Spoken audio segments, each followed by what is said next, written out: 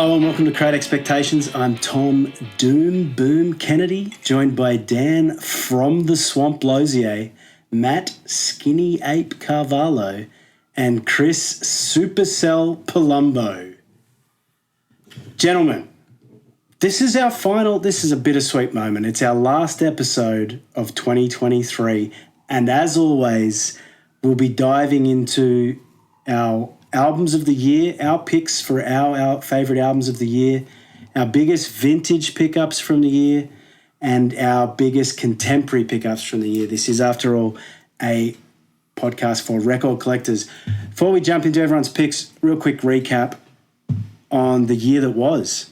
15 episodes, including 12 vinyl challenge episodes covering 44 albums and 6 decades of supergroup action. Amazing. Plus 2 diggin' spinning giggins and an epic introduce yourself. Whole lot of music covered over the course of 2023. And today we're wrapping it all up, diving into our favourite albums of 2023. One last time, let's chat about that beautiful black slab of wax we like to call vinyls for all our fans in r/vinyl jerk. Dan, I want you to kick us off. What was your album of the year? Okay, so this year, honestly, I feel like there was so much good music, and I kind of hate that we record this episode in November because I think there's still a lot of good music to listen to, and I actually don't think I have a definitive pick because as I was researching for this episode, I have since found some amazing releases in 2023 that I would easily put in my top 5. But it's always going to be the case. Always. For me, the album that I wanted to pick had to have staying power for the year. And the way that I listen to music generally is I love a front to back album. I'm not much of a playlist person. So the album has to kind of, I have to allow myself to be able to listen from front to back and feel satisfied by it. So I gave you guys kind of my top 2, and it was between Cracker Island by the Gorillaz. That came out at the start of the year, and as soon as I heard it, it was an instant classic for me, and I listened to that as a hype album in my car on a daily basis. And then I heard Space Heavy by King Krule in the summer, and that's the album that I'm going with.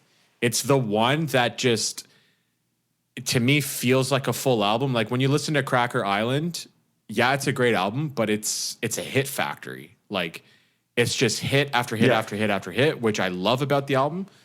As a full piece, it definitely plays on a lot of similar themes and plays as a whole album because I think front to back it's flawless. But Space Heavy to me just had so much newness to it. It hits on a lot of genres that I love, like jazz, and had a bit of hip hop and like some dream pop and some new wave. It just hits on so many different things. I just find as a body of work, it hits so well as an album. And I discovered King Krule this year, who was never on my radar before. So Space Heavy by King Krule, guys. That's it for me this year. Nice.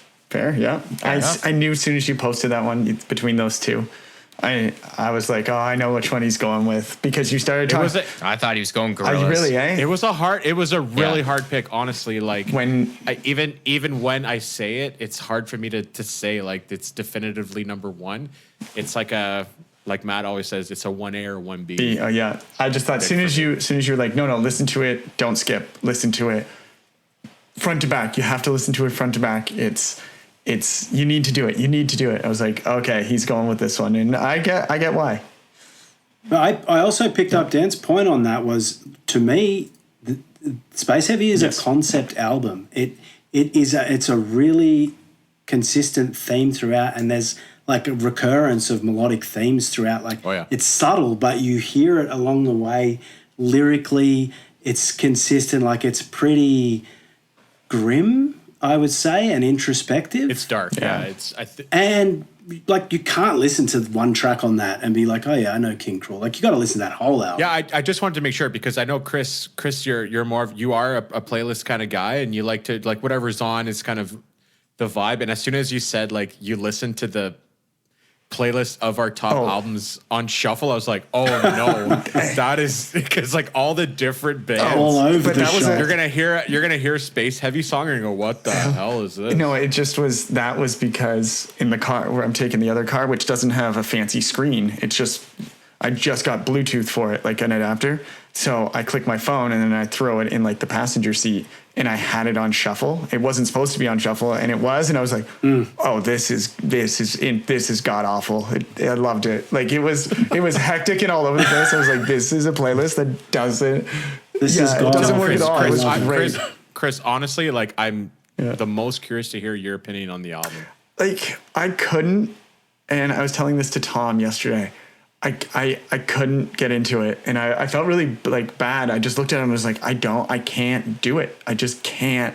And I think it was too dark of themes for what I was kind of feeling in the moments, especially with like that Pump Up Gorillaz album, right? And I was like, oh, okay. And then all of a sudden it was this one, and I was like, I couldn't, and I'm going to be, I never made it all the way through. Every time I had to stop and take breaks because of how heavy I felt that. Like where did you stop?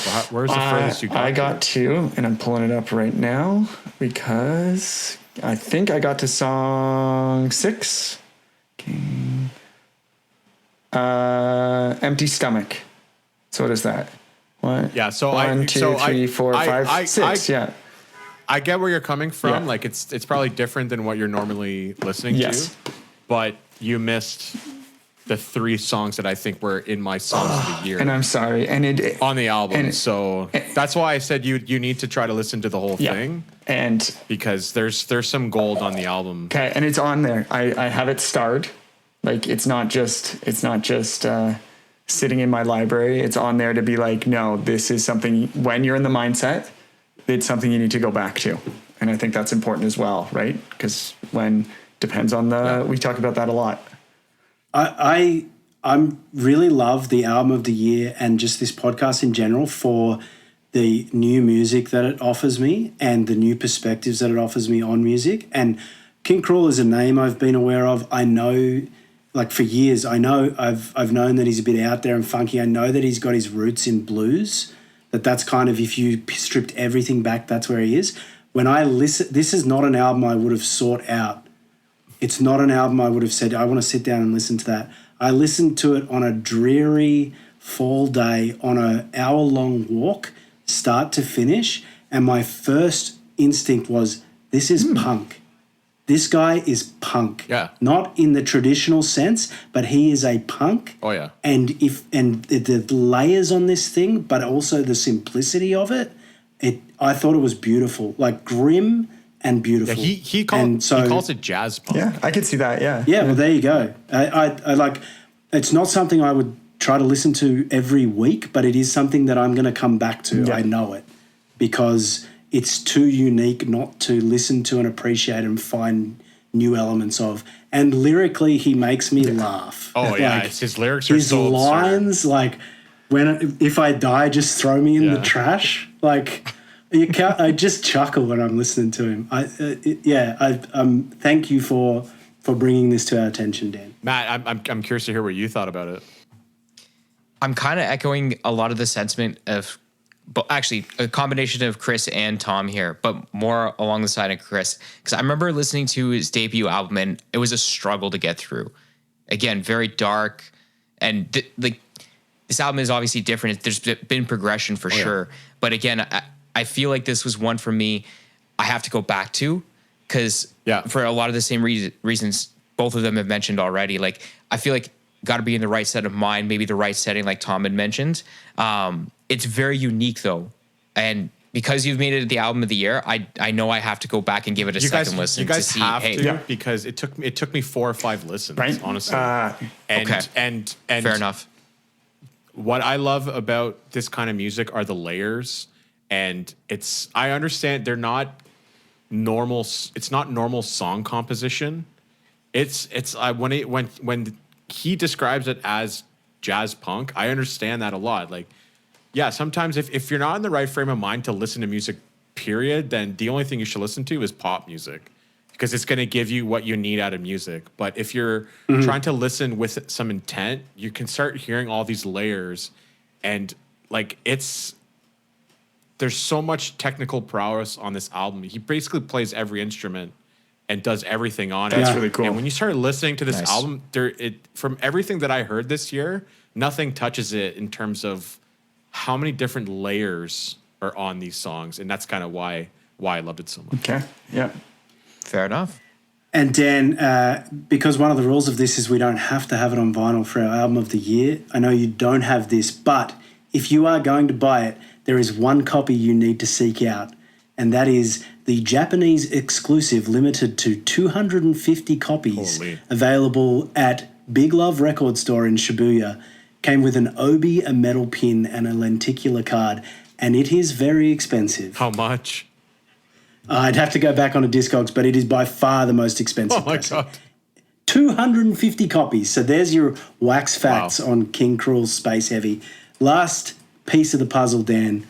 What is the one track you want people to listen to? What got me to this album was the song From the Swamp. That song, it slaps so hard, Chris. I know you would love this song. It's probably the most conventional song composition of the album.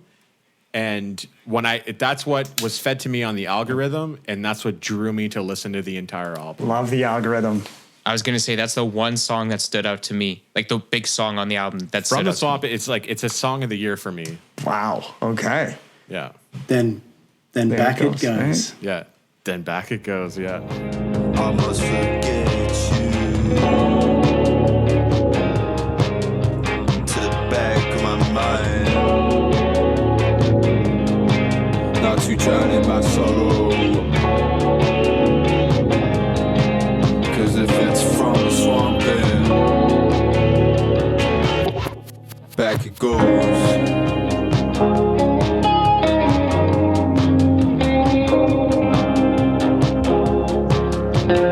Let's hear. This is this is a podcast for record collectors. After all, I want to hear what your best vintage and contemporary pickups of the year were. Okay, so we've already talked about this in a Diggin', Spinnin' and Giggin' episode. Tom, like, you have no idea how much it means to me that you helped me complete the Beatles discography. Hands down, those are the greatest vintage pickups that I've gotten. I know that you got me the cool Japanese pressing of Beatles for Sale, but the Australian variant of With the Beatles, I think, is one of their best album covers. Just the four faces with the pink with the Beatles font. That is hands down just the story behind it. You know how hard it is to get the discography here and the true studio release discography here, and having helped me find those. Yeah, that's got to be my vintage pick for sure. Nice. And then and your contemporary? This one's hard. Like, I had a really nice like Alina took me on a record collecting day, a few months ago. That's where I found Pandemonium. And then we also went to a cute like coffee shop record collecting or record store. I forget what it's called. But finding Ma Fleur by the Cinematic Orchestra just feels like I may never stumble upon that record ever again, and to just like have found it so that is niche. So easily at like this really tiny coffee shop record store. It's not High Notes. No, it was different. It was it was near Pandemonium, but that album definitely holds a close place to my heart with the song To Build a Home, and so to have found that, like, it just felt like a weird moment. So that's my contemporary pick for the year. Nice. Awesome. Nice. Good pickups. Matt, for the listeners who may have picked up on it, our nicknames in this episode were references to what I thought was everyone's albums of the year. I had to guess with Matt because he gave us 3 shortlists. I had to guess with Dan because he gave us 2 shortlists. So Matt, let's hear it. Did I get it right or not? You did not. But you were close. You were very, very close. So the Gorillaz I thought you asked Matt. is not there. My original shortlist, just for the listeners, came down to 5 records. So Paramore's latest run, Lana Del Rey, Blink-182, As we just mentioned, Gorillaz and Killer Mike. All like so narrowed it down to 3. It came down to Gorillaz, Killer Mike, and Blink-182. All these I like for very, very different reasons. Well, they're all they all wind up in their own genres, first of all, but the one that just slaps for me the hardest is gonna have to go with Blink-182. Oh, What? okay. I thought you were going Killer Mike. I know you. I thought you were I- going of those 3, that's really surprising. So the reason being is like the way that album starts off. So good. Just Anthem. in a big, big way. It just brings me back. So for me, and I've mentioned this in the group before, to me, this album kind of picks off where Take Off Your Pants and Jacket left Agreed. off. Yeah. It just gives you that good, like, Blink in their prime feeling. And it doesn't stop from there. You go right into Dance With Me, like, just slaps so hard. Like, and this album, for me, produced some of my favorite Blink songs of all time. Whoa. On top of all the other really great Blink songs that are out there. That to me, that's what makes this album special, is it wasn't just like, oh, they're putting out a new record just to put out new music. Like, it's going to, it's just for record sales or to bring in some income for the band. Like, I really do feel like they really cared about this album. The song in particular, One More Time, I think is one of the best songs they've ever written. And it's really, really simple. Yeah, this album feels like heartfelt. They feel like they're immature. Yeah, they're immature. 100%. They're embracing their immaturity, but they're also being mature in some aspects of it, and admitting a lot of like when they're idiots. The faults Stuff, of the past, right? And they're stuff. just like airing it all out for kind of the world to see. And this was on my short list as well. Matt, when it came out, I was excited, but I've been excited for Blink records in the past. And like, I think it was California was the one I last actually, I really enjoyed that album. A lot of people didn't. It's a solid album. Not taking anything away from it. Yeah. And then, and I was like, no, this is next level. This is jumping. And so I'm happy that me and you kind of agreed on that. It was very close to being on the top of my list as well. So thank you for picking this one. Quite honestly, yeah, no problem. I was gonna say, quite honestly, based on how they sound and everything on the record, it just sounds like they were excited to be playing as Blink-182 again. You can feel it you can For the hear first it. time in a long time. Yeah, right? exactly. Yeah, you can hear it coming through. And that's the thing with some of the latest Blink records. I still enjoy them, but I do feel like some of them are a bit top heavy, and no disrespect, because they are good bodies of work. But this, to me, feels like I said, like the most nostalgic Blink album to me in a long time. It feels new, but nostalgic. It was very nostalgic. But but it had some new elements or some maturity mixed in, which made it feel like, okay, yes, they're doing their old thing, but in a new way, I guess. Yeah. And it was fast and aggressive too, which I also really liked. Me too.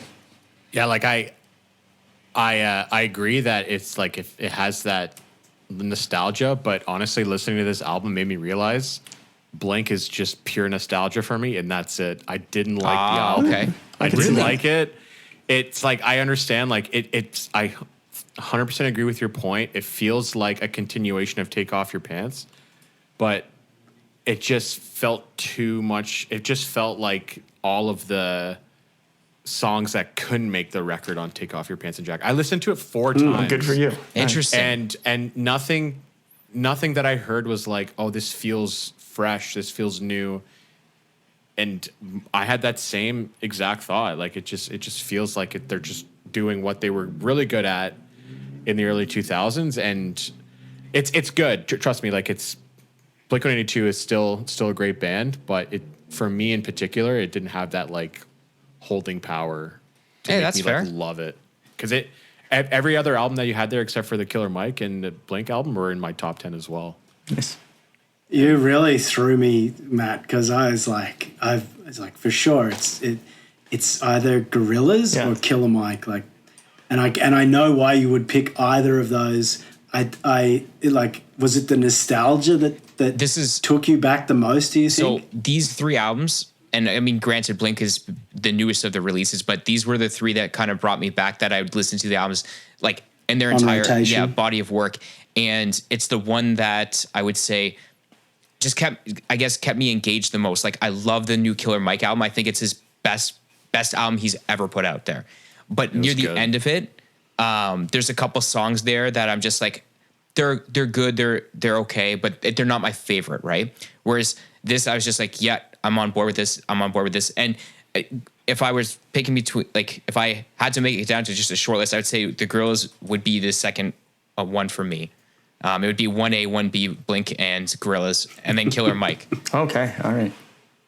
R.I.P. Cracker Island. Because I was gonna say I love Cracker Island too. Yeah. It's so good. You guys came out firing with that at the beginning of the year. Yeah, it's early. It's insanely good. That recommendation was like the kick up the ass I needed to be like, oh shit, I got to start thinking. Like these guys are already shortlisting albums of the year in February, and I'm like, and the collaborations on that album too are incredible. Yes. Same one on the Killer Mike. He's got some killer features like Andre 3000. His verse on Scientists and Engineers is amazing, and I can't move on before saying his new album that just came out.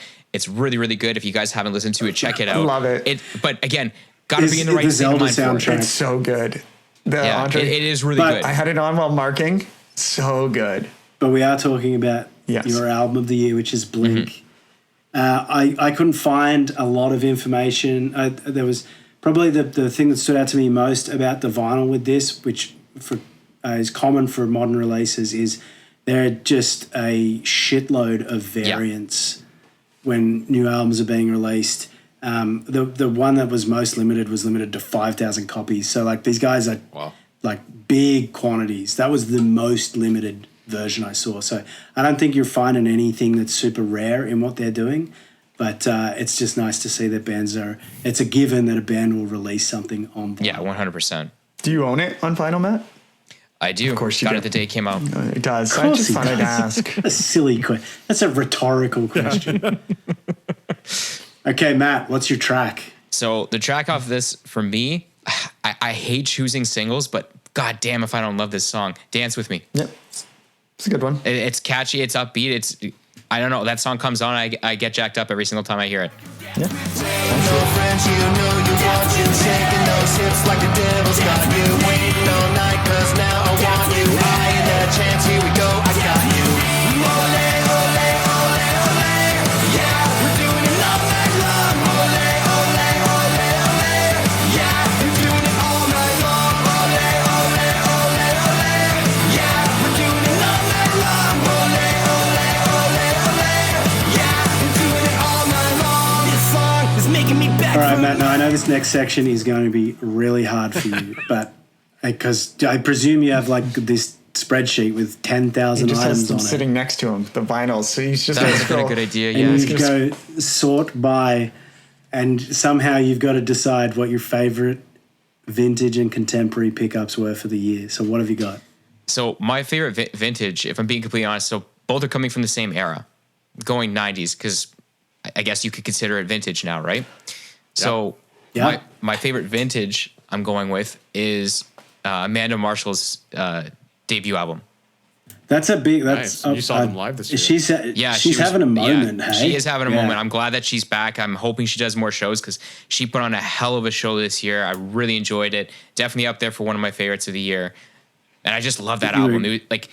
I was trying to debate that and another big artist that came at the same time as Shania Twain's. What was the name of her like really, really monster album? The woman. The one after that. Come on over. Come on over. Had a brain fart there. And I love that album. It's got a lot of hits, but to me, like, there's something about that Amanda Marshall record that just speaks to me. And that's why it was my pick. Are they both Canadian? They are. There you go. Nice. Contemporary pick, Matt. And again, like, I don't know. Some of these DSG records, you say, like, I picked up 700 albums in the last 3 months. So I don't know how you're singling this out, but please tell us what is so good that it stands out on that huge pile. So for me, I'm going with DMX. It's Dark and Hell is Hot. It's an album I've been after for a while. It's a newer pressing. It's not an original. The OGs for that album are like unreal. And so I was, but even still getting a new pressing of it is not the easiest thing to find either. So I tracked it down and picked that up. And yeah, that's another album that's up there for me. So glad to add to the collection this year. Nice. Sick. Okay, Chris, What is your album of the year? I also had a bunch shortlisted, and funny enough, I don't know if I guess one of mine that I shortlisted. Me and Tom were having a conversation about, and it was a pretty funny exchange. And I'm sure he's gonna drop that into when he's gonna talk about that on his turn. So I picked mine solely on the idea of it's out of my wheelhouse. I didn't expect to like this album at all, and it turned out to be one of the most played albums on my Spotify, front to back, constantly going, even at the cottage, on canoe trips, and so I'm going with King Gizzard and the Lizard Wizard. I hate see a tear just rolling down Tom's face. Petro, Dragonic, Apocalypse, and Dawn of the Eternal Night. I was like, the name is ridiculous. The name is ridiculous. Do you know what we call it at my house? It's so bad that it's good. We call it the Dragon album, is how it goes on. Yeah, that makes sense. Because there's a dragon on the front, and my daughter will ask to listen to it, and I have this very vivid memory of us just. My wife was super pregnant at the time, and we're all, me, my daughter, and my wife were all just headbanging on the dock in the sun to Witchcraft, which is just like amazing. And I was just, as soon as this came up, I was like, well, I went through my Spotify, I started looking, and I was like, no, this is simple. It's such an easy choice. And it was this one. And again, not in my wheelhouse, something I never thought I'd like. And I was just blasting this start to finish constantly. I'm so proud of you, Chris. I'm surprised. There's a little tear rolling down Tom's face right now because he's so proud of you. I'm so proud of you. I'm proud of you. You know that. I hope you do. Chris Palumbo picking a progressive thrash metal album as his pick of the year. Again, and that was the reason why I had some other ones thrown in there. Some Canadian artist, Tim Baker, was very high. He released an album that is spectacular and more into kind of my everyday wheelhouse. Sam Roberts released an album that I really like. But this one, I was just like, no, this is something that you listen to. This is something you're going to continue listening to and come back to constantly. And I thought it held the test of time throughout the whole year. It's not just something that I listen to in the moment, but I keep going back to. Must have caught you on a good day. Yeah, I guess, yeah. Do you know what? It says something about these guys that they can, like they're genre-wise, they're all over the shop, but that they can make it's a thrash metal album, and it's proggy, like it's not even as digestible as Infest the Rat's Nest, and people who don't listen to metal like it, and they're fans who might maybe prefer Butterfly 3000 like it. I love Butterfly 3000. I thought that was one of my favorites as well, right? I don't know how they do it. I mean, I love that this is your pick, Chris. This is my number 2 pick. It would surprise no one. I love Infest the Rat's Nest. I was waiting for a follow-up to it. They took that and they expanded on it, and they just created this gnarly dystopian environmental mess of heavy metal. But these guys are our generation's Grateful Dead. We've talked about them, right? Like they're genre fluid. They do these epic marathon live shows. They encourage bootlegging. They have this frenzied cult, the Weirdo Swarm. Like, they're just the coolest band to talk about, whether you like their music or not. They're what collectors love about collecting is they're just unique. And the songs are long, which again is not something I'm usually dive into. Like you're talking 5. The shortest song is 4 minutes and 36 seconds, and the longest one is over 9 months. Their first single was 9 minutes. Yeah. The first single off the album. It's 9 minutes and 45 seconds. It's wild, and I listened to every second of it. There was no skipping. I was scared to listen to this album because Really? I'm not a big thrash metal guy, and when I saw the first song 9 minutes, I'm like, oh my god, how am I going to get through this? I did really enjoy it. I don't know how much kind of staying power it has for me, like how often or when I'll revisit the album, but I did actually really enjoy it. I'm not usually listening to stuff like this, but I found myself, I was listening to it in my car, driving, and I was just like running into people. Let's and- go, yeah. It must have fit my mood at the time. I've seen because I was just looking for we've that. driven in so. Toronto with Dan. He's a good Toronto driver, so it fits perfectly. Bad day to be on Toronto's roads when Dan's listening to Hey, this never album. been in an accident. So. Well, you don't. Don't say that. So the one thing that jumped out at me, because I was doing some research and looking at like reviews, and another reason I hate Pitchfork, but they gave this album a 4.5 out of 10. Whoa. Everyone else gave it, Wow. a 70s and 80s. That's the reason enough to definitely. listen to it. Definitely worth the listen. Because they don't know what they're talking about. If they give something a 4, it's Like, good. Yeah. So there we go. Matt, what was your take on it? I know this is Yes. way outside your comfort Yeah, I was gonna zone. say. So I remember when you guys first messaged us at the beginning, like when it first came out. Shouldn't say at the beginning of the year, but when it first came out, I did listen to it, and again, it was hard. Kind of like same thing with Dan. A little bit hard to digest. I don't know how much staying power it would have, but I have gone back and listened to it a second time, and still kind of feel the same way about it. But on its second listen, easier to digest, and I still think Flamethrower is the best song on the Okay. album. It is. It's a great track. Matt, just for you, I'm going to buy you a variant of this. There's 19 variants of this. No surprise, My kids love their God. variants. And the one I'm going to buy for Matt is brown and pink propeller effect, which is called Horny Pagan. That's the one Matt's That's getting it. for Christmas. That's amazing. Nice. Unfortunately, I don't own this one. We did see it, Tom. I think no, I didn't buy it. I thought you did. Yeah, we saw this did. album Yeah. Wild, which I was I surprised. did see it, but I think the price tag, I was like, It was probably yeah, 60. it was over my spending limit for Yeah. the day, and I didn't want to. I wasn't happy with the price tag. I haven't seen it below Yeah, it's- 60. It was the last record I bought in Australia before I shipped them here. Oh, what variant did you get? Their pressings are just so cool. I got Black Wax, baby. Classic. Yeah. Classic. I think I'm heading that way.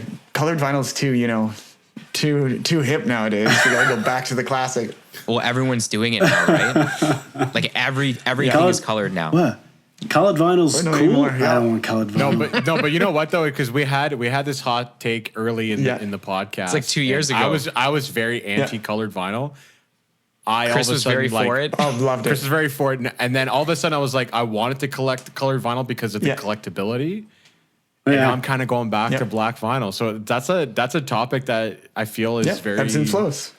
And we saw I shared a Reddit for the listeners. I shared a Reddit thread recently, which was an AMA with someone who does quality control in a pressing plant that press large quantities of records. And he said, one of the questions was about colored v black. He said, no question, black is a higher quality product. So don't hate me. That's just So It's for just the listeners, facts I'm and selling science. all of my colored vinyl on Discogs now. If you guys want to, I could trade for the same that's. album in black. Chris, For what me, is I'm the going track? for, I like Witchcraft. We're going for Witchcraft. It's fun. We sing along and jump around in the house to it. So it was between that and Supercell, but I'm going with Witchcraft.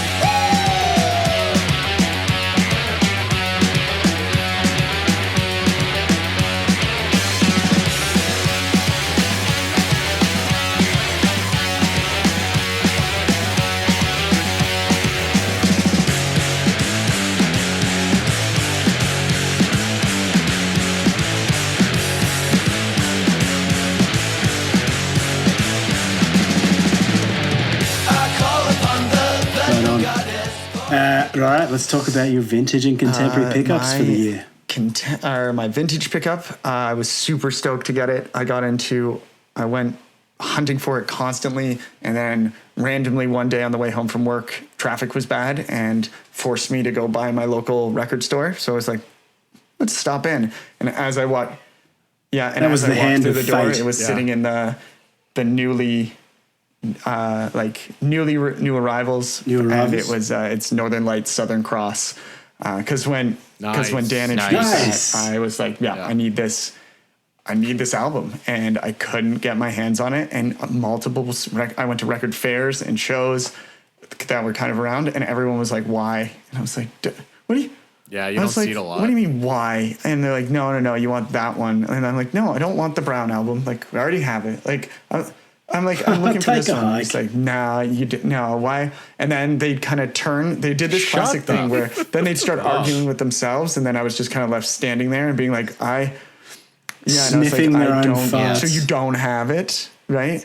And then I'd just leave. But anyway, so it was They're like, no, we don't. where at my local Looney Tunes, he knew I was looking for it, and then as soon as I walked in, he just kind of pointed, and I was like, "Yes, Nice. That's sick. That's right. the guy for you. And then what Well, it about has to your be this one contemporary? because we talk about it so much. We've been in love with it the whole time, and I've been waiting forever for it to actually be physically in my hands. And Dan finally gave it to me, so I'm going with Betty Ray's. Nice. Which is also our actual pick for album of the year from Yes, all of us as for all of as of time. lately, yes, because Not me. I love the Betty Ray's album, but I don't think I love it as much as you three. I You love that guys- album. Boo. I love the album, but don't be putting that it's my favorite of all time. It's right? okay. Yeah, I'm kind of right there with you, but I Okay. do love the album. It's really good. Is it Betty Ray's and JD Yes, Patterson that- combo is our favorite Those album two of the live year. on my turntable right now. It's just literally going between that and then Gob gets thrown into the mix quite a bit. But that Betty Ray's album, we talked about it so much this year, so I think it needed to be Phenomenal. needs to be thrown out into the mix. It's definitely our That's most awesome. talked about Yeah. album of this year. Great pick. That and that in the group Yeah, chat it's and Yeah. on the podcast, Yeah. it's been brought up a ton. So there we go. All right, Tom, what do you got for us? All right, I'm going to go. My pick of the year is a band that I've always been familiar with, but has never grabbed me. I've always loved their name, but never loved their music enough to like dive in, jump into the deep end. Going with Frankie and the Witch Fingers, Data Doom. I think this is their best album they've ever released. I went back and listened to some other works after listening to this. I think this is their seventh. These guys are from LA, based in LA. They're from Indiana. This is we love a concept album on the pod. This is a concept album, digital dystopia. It's just rapid. It hits you in the chest. It hits you in the guts. It makes you want to dance, but it makes you want to headbang at the same time. It's like simultaneously heavy as fuck and groovy as hell. And it's all over the map in terms of influences. Like I heard punk, proto, avant-garde, jazz, like Zamrock, Afrobeat. I was listening to Fela Kuti earlier this year, and then Frankie and the Witch Fingers comes on, and I'm like, these guys are Fela Kuti fans. I know it. Like I think they tapped every range of their influence to make this album. It's self-produced. They did what they wanted, not what a label wanted. And it's all killer, no filler for me. And they're live. I've watched some live stuff of them. I'm determined to see them live. They look like just a ball of energy. So I'm all in on this album. I've listened to it on repeat since it came out in September. And this is the album that Chris messaged me. He sent me a track from this, said, "This is fire." And I was like, tiptoeing around the fact that it was after I'd told you guys that I had chosen my album of the year. He sends me that, and then he's like, "Yo, I think this is on my short list." I was like, "Yeah, do you know what? This is my I pick." knew the second I heard it. Like when I sent it to you, I just finished listening to the whole album because a friend of ours sent it to me and was like, I can't remember the exact words. He's like, this in the melts text, this is face melting, I think is the exact words. And I put it on and then I played it, I think the whole album 3 times through right away. And I was like, Tom's going to love this. And I sent it I was like, this is right up. Yeah. It's like, all right, it's on the list, buddy. It's on the list. And that track, Empire, that kicks it off, that took me back to the first time I heard 21st Century Schizoid Man. Like, that took me back to the first time I heard King Crimson, which, like, rocked me when I was like, these guys are a rock band with horns. I was like it took me straight back there. And as soon as I heard that, I was like, I'm going to love this album. Yeah. They're all over the map. It's a great album.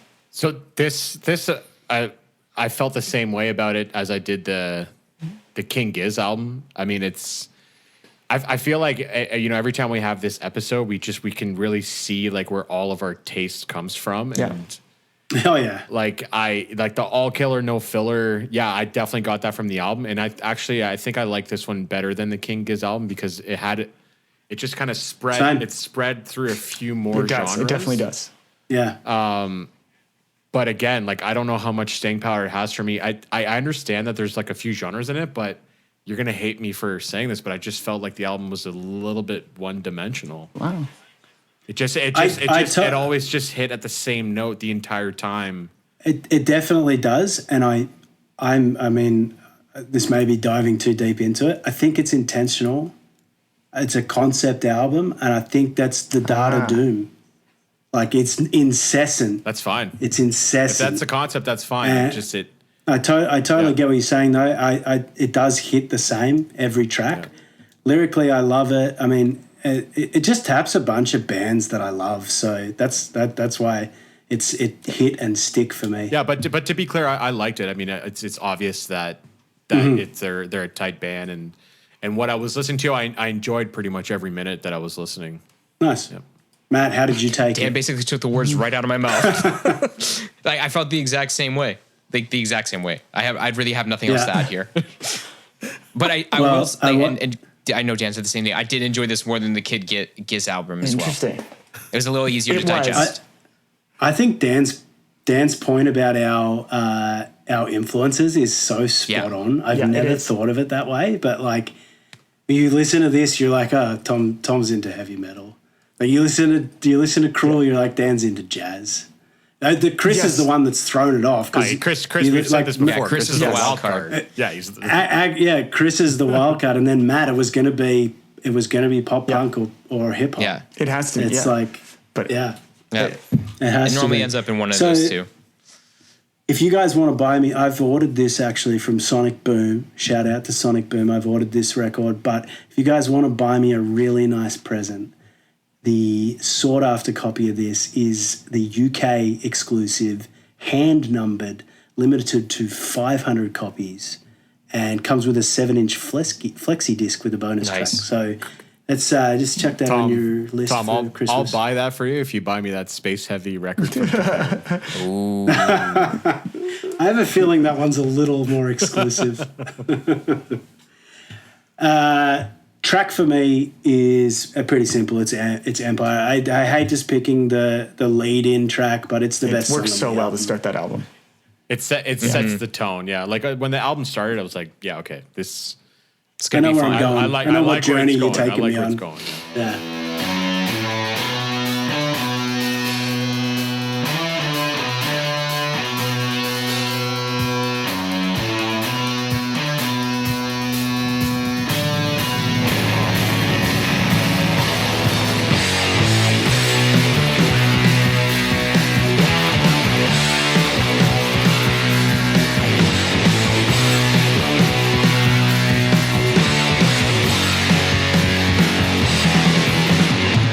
Okay, best vintage and contemporary picks for me.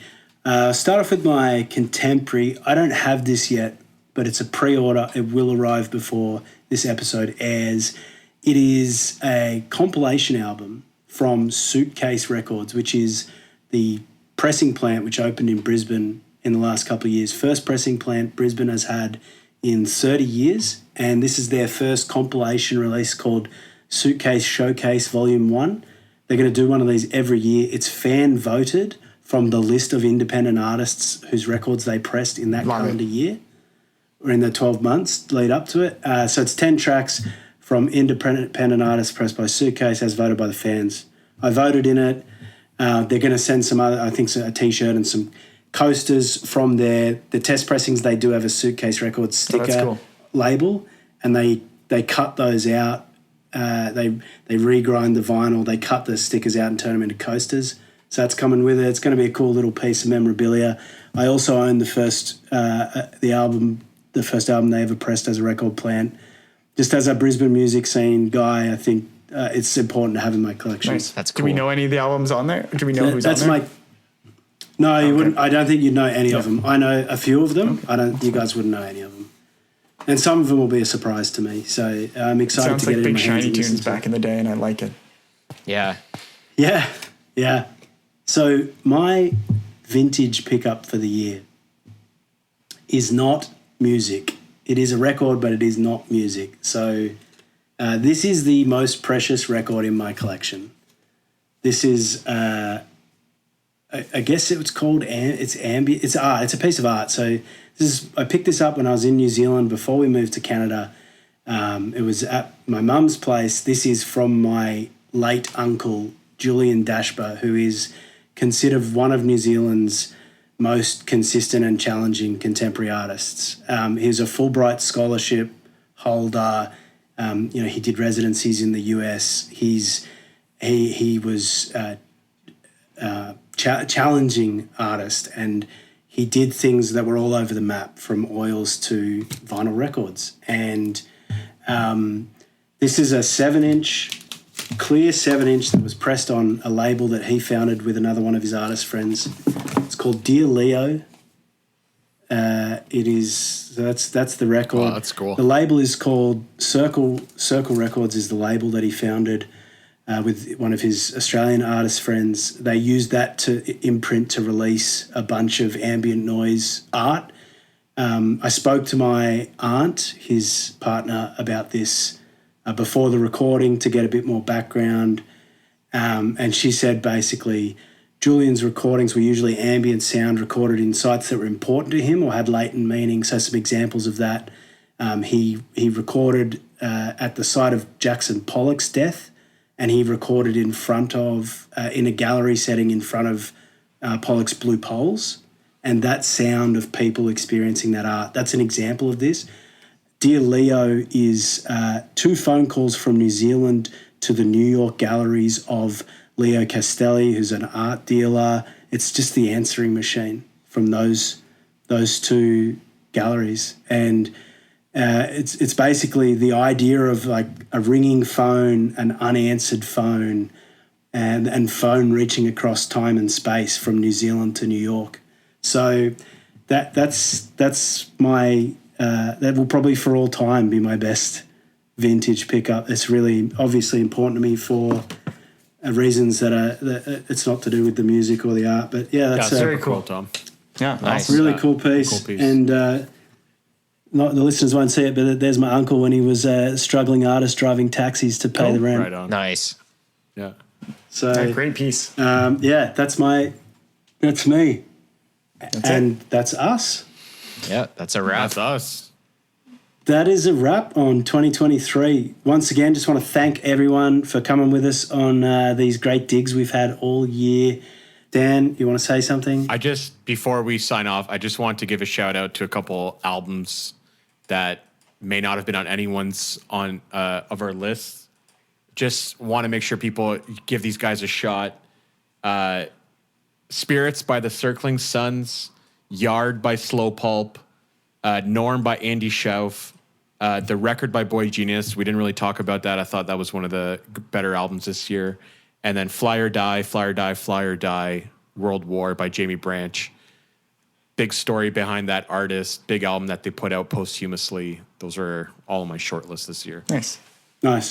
Awesome. Thanks to everyone for all your support throughout the year. It's been another awesome year on the pod. We love sharing this passion for record collecting and your passion for music. Fan or hate mail can be sent to createexpectationspod@gmail.com. Get in touch with us on Instagram. Make sure you like and subscribe. And until next year, keep digging and spinning. Season 3, boys.